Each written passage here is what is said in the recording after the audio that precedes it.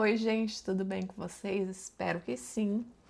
Obrigada por continuar assistindo meus vídeos. Eu tenho 2 vídeos anteriores a esse é o 3. Então, se você perdeu os outros 2, eu sugiro que você assista para que você não fique perdido no que nós estamos conversando. Então, o assunto que nós vamos abordar agora vai ser sobre a rigidez cognitiva. Como que a gente pode quebrar essa rigidez cognitiva?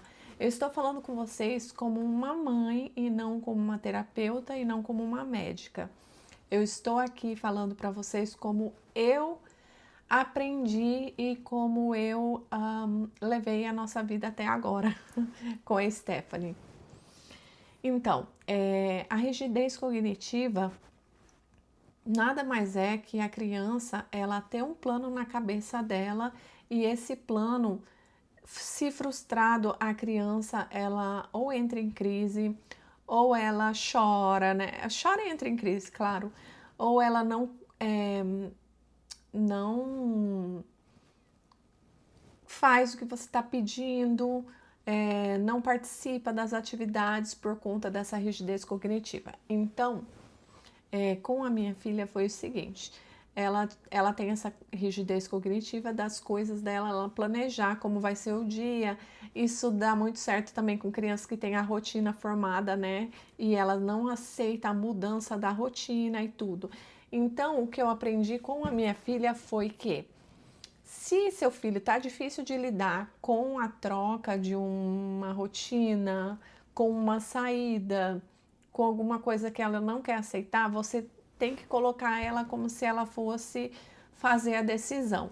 Então você dá 2 escolhas para ela. Isso funciona demais. Tenta aí e depois você me fala aqui embaixo nos comentários se seu filho passa por isso, que ela não quer fazer alguma coisa. Você dá 2 opções. Por exemplo, eu vou dar o exemplo de não querer ir em algum lugar por conta de que não quer ir.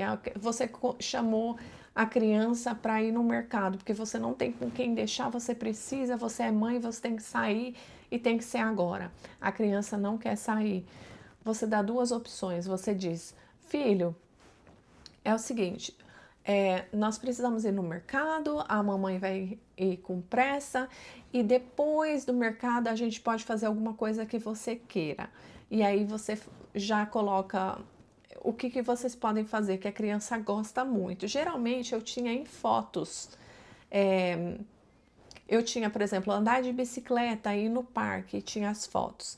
Aí eu falava assim, colocava em cima da mesa assim mesmo e falava assim, olha só, nós vamos no mercado agora, mas quando a gente voltar, o que você quer fazer? Você quer andar de bicicleta ou você quer ir no parque?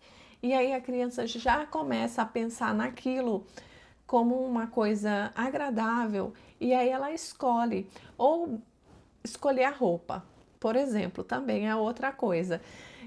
Filho, a criança não quer colocar roupa para ir para a escola. Aí você faz, né, uma festa, fala assim: olha, nós vamos para a escola, olha que linda essa roupa. Você tem 2 opções.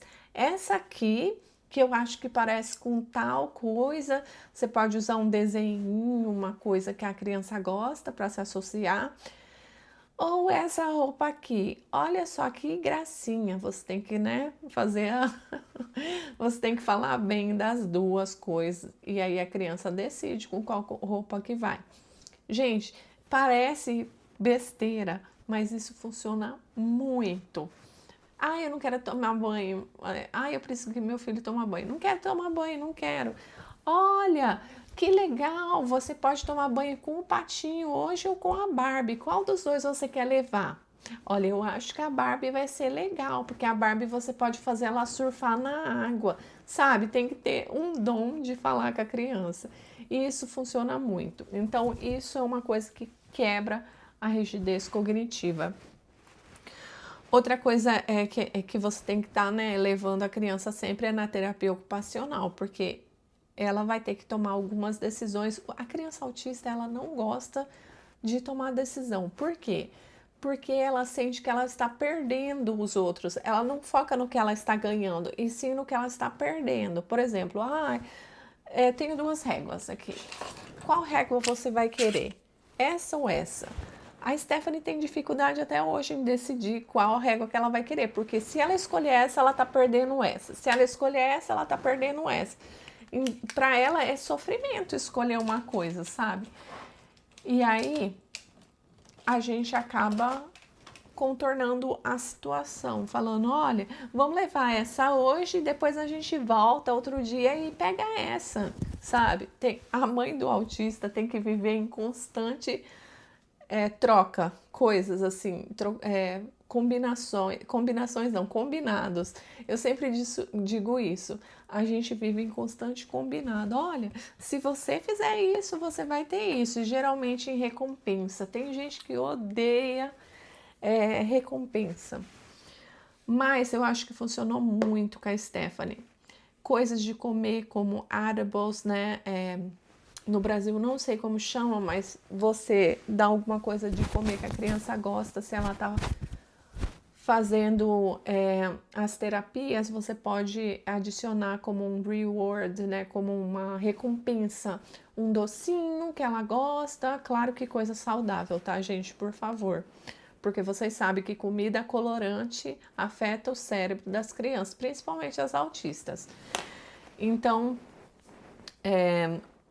ou com comida, ou com alguma coisa, eu usava muitíssimo essas coisas de lazer com a Stephanie, porque a Stephanie sempre gostou de ir no parquinho, socializar com outras crianças, eu nunca tive problema quanto a isso. E outra coisa também, quando se trata do autismo, todo mundo diz que é bom ter rotina. Eu, com a Stephanie, eu não tive rotina, porque a minha vida não permitia que eu tivesse uma rotina, tá? Não foi porque eu não quis, mas isso funcionou como uma bênção na minha vida. Ai, meu Deus, ela tá falando que foi uma bênção não ter rotina com criança autista? Sim, foi uma bênção, por quê? A minha vida era corrida. Um dia tinha terapia de uma coisa, outro dia era de outra coisa.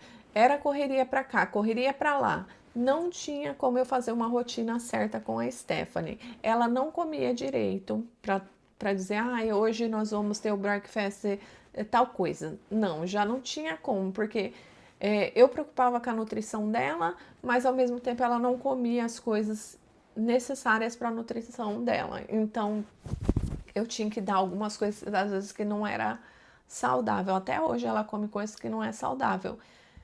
Eu, como mãe, me sinto super mal, mas o que eu posso fazer? Sendo que eu tento o meu melhor, mas ela não aceita muitas coisas, então é complicado. Então, coisa da rotina, né?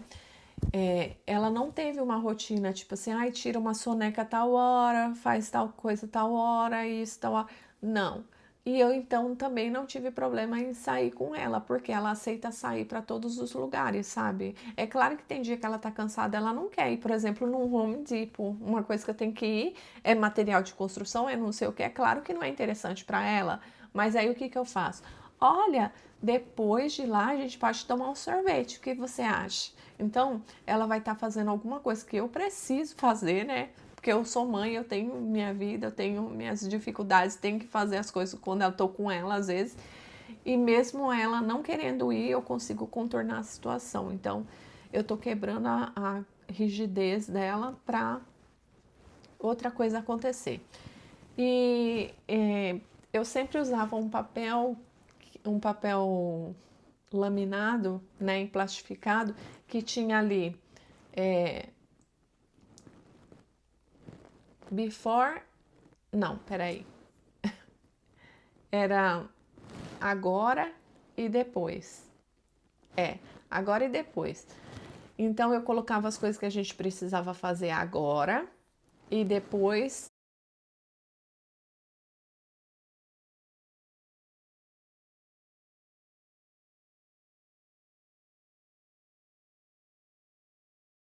as fotinhas, sabe?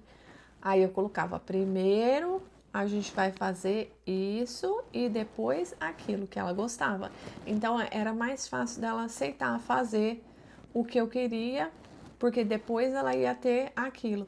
Então, gente, isso ajudou muito ter esse papel e as fotinhas, às vezes era a fotinha dela mesmo, Ela não gostava de andar de mãos dadas e era uma coisa que eu precisava muito quando a gente tirou férias e veio para Disney.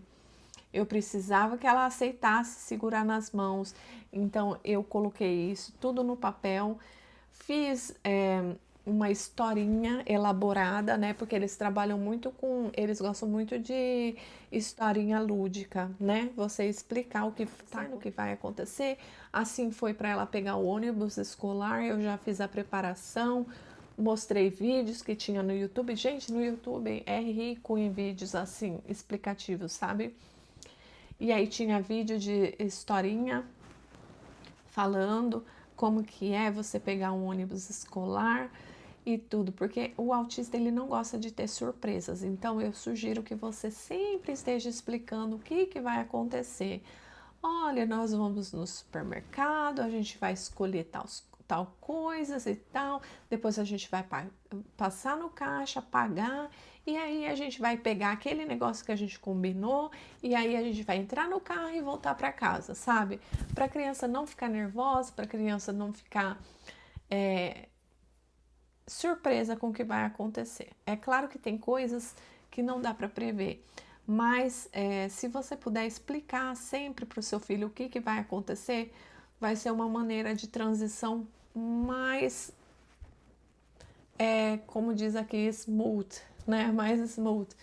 Vai acontecer de forma mais natural, mais branda e a criança não vai sentir muito a transição. Então é isso. Esse vídeo foi explicando mais ou menos como funciona a rigidez cognitiva. School bus is coming, Mommy. Yeah. Have to wait for school bus, Mommy. Before it's quick, Mommy. It's true, we have to wait for school bus. It's huge, Mommy. It's huge. Oh, there she is. Let's go. Let's go. Isso, good job. Look at you, Mama. Pra Stephanie os cupcakes desde o começo da semana. Hoje eu fiz, né? Porque senão, coitadinha, decorando os cupcakes. Esse daqui eu usei